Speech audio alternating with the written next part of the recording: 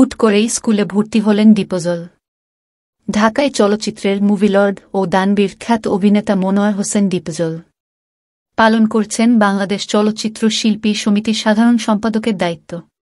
সম্প্রতি তার কিছু ছবি সামাজিক যোগাযোগ মাধ্যমে ভাইরাল হয়েছে। আর এই ছবিগুলো দেখলে কৌতূহলই জাগবে। তিনি কেন হঠাৎ করে স্কুল ড্রেস পরে স্কুলে গিয়ে ক্লাস করছেন?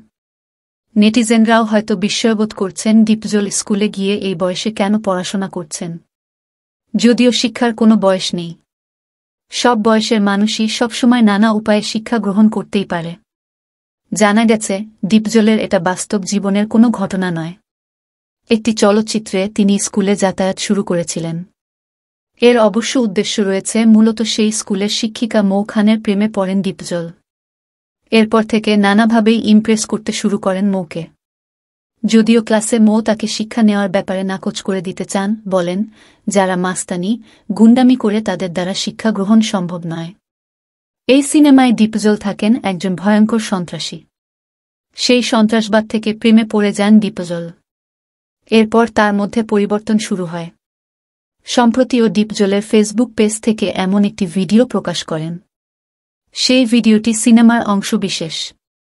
নেটিজেনরাও দীপজলের এমন চরিত্র দেখে মজা পেয়েছেন। অনেকেই নানারকম মন্তব্য করেছেন।